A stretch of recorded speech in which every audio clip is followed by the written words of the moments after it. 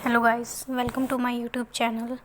आज हम करने वाले हैं इकोनॉमिक ग्रोथ का एक topic that is Solow growth model. मैं इस मॉडल में सिर्फ आपको एक क्रक्स देना चाह रही हूँ कि ये मॉडल किसके बारे में बात करते हैं, क्या बताते हैं।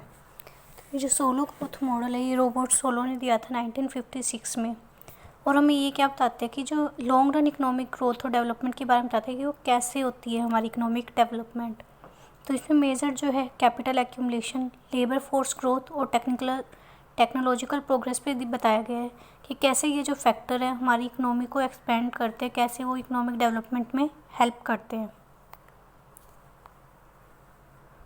तो की component of solo growth model देखें तो फर्स्ट है प्रोडक्शन फंक्शन। प्रोडक्शन फंक्शन क्या होता है, कैसे हम प्रोड्यूस कर रहे हैं, किन किन जो है फैक्टर्स के थ्रू हम अपना जो है आउटपुट कर रहे हैं। तो हम पता है हम प्रोडक्शन किसके थ्रू करते हैं, कैपिटल और लेबर के थ्रू।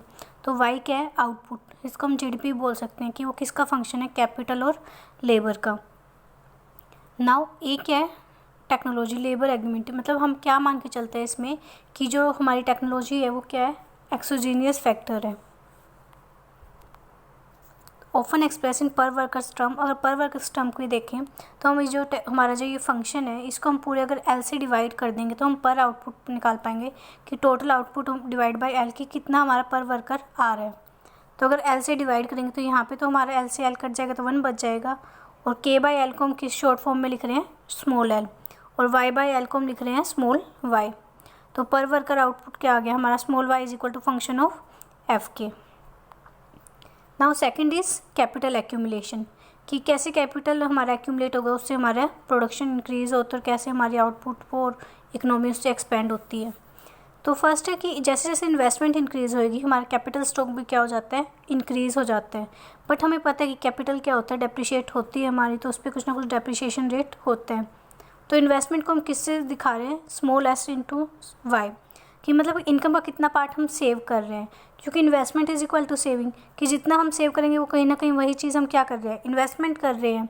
तो इन्वेस्टमेंट क्या है, एस बाई वाई। और अब कैपिटल डेप्रिशिएशन को किससे दिखा रहे हैं हम, इससे दिखा रहे हैं, ये जो साइन दे रखे हैं। अब चेंज इन कैपिटल स्टॉक कितना है, कि हमारा कितना इन्वेस्टमेंट है माइनस डेप्रिशिएशन रेट, तो वो क्या बच जाता है हमारा, चेंज इन कैपिटल स्टॉक।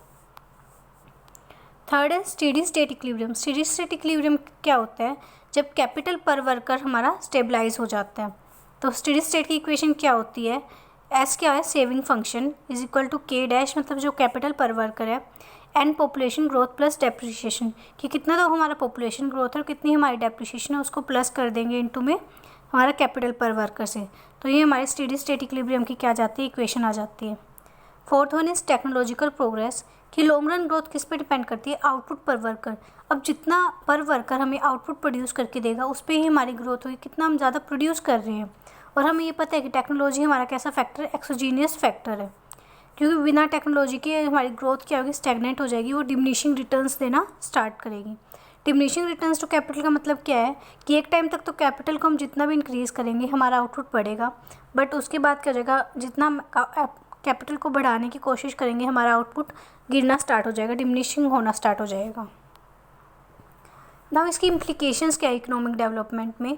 तो फर्स्ट है capital deepening versus technological progress. तो poor countries can grow faster by increasing saving and investment. अगर हम डेवलप्ड और डेवलपिंग कंट्रीज़ के कंपैरिजन में देखें, जो डेवलपिंग कंट्रीज़ हैं, जो पुअर कंट्रीज़ हैं, वो ज़्यादा फास्टर ग्रो करती है, क्योंकि वो ज़्यादा सेविंग करती है और इन्वेस्टमेंट करती है, तो उनकी वजह से क्या होती है, उनकी ग्रो फास्टर होती है। बट डिमिनिशिंग रिटर्न्स आते हैं बिकॉज ऑफ जितना ज़्यादा वो कैपिटल एक्यूमुलेट करेंगे, जितना ज़्यादा वो सिर्फ कैपिटल पे फोकस करेंगे, तो एक टाइम की ग्रोथ क्या हो जाएगी हमारी, सस्टेन हो जाएगी। एक लिमिट तक तो हमारी ग्रोथ बढ़ेगी, बट उस पॉइंट के बाद क्या हो जाएगी, वो वहीं रुक जाएगी या फिर डिमिनिशिंग होना स्टार्ट हो जाएगी। तो टेक्नोलॉजिकल एडवांसमेंट किस लिए क्या होता है, फिर एक बहुत इंपॉर्टेंट रोल प्ले करता है हमारी डेवलपमेंट के लिए।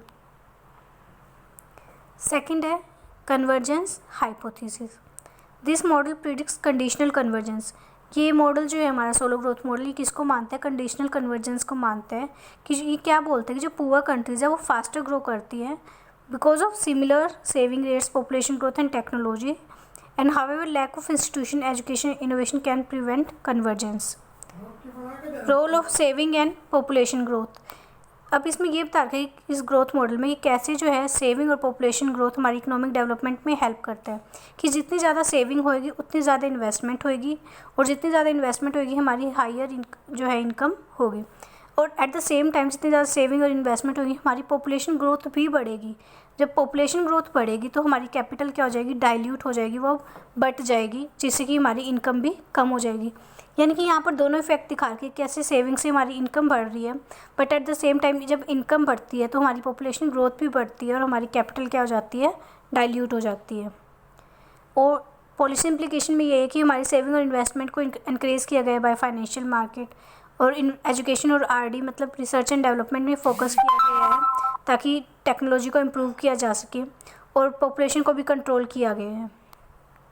उसकी कुछ क्रिटिसिज्म है कि फर्स्ट है कि हमने एज्यूम किया कि जो हमारी टेक्नोलॉजी है वो एक्सोजीनियस है, बट ये नहीं होता। रियलिटी में हमारी टेक्नोलॉजी क्या होती है, एंडोजीनियस। इस इंस्टीट्यूशन का कोई रोल नहीं बताया गया कि जैसे गवर्नमेंट है कि करप्ट होती है, बहुत सारे कहीं काम प्रॉपर नहीं हो रहा है, तो इस चीज़ पे फोकस भी नहीं किया गया है और ह्यूमन कैपिटल को भी क्या किया गया है, इग्नोर किया गया है। तो कंक्लूजन में बात करें तो यही बताया गया है, सोलो मॉडल क्या हाईलाइट करता है कि कैसे कैपिटल एक्यूमुलेशन और पॉपुलेशन को कंट्रोल करके और टेक्नोलॉजिकल प्रोग्रेस हमारी इकोनॉमिक डेवलपमेंट में हेल्प करती है। और जो रियल वर्ल्ड की बात करें तो इंस्टीट्यूशन ह्यूमन फैक्टर भी है, बहुत इफ़ेक्ट डालते हैं। Thank you.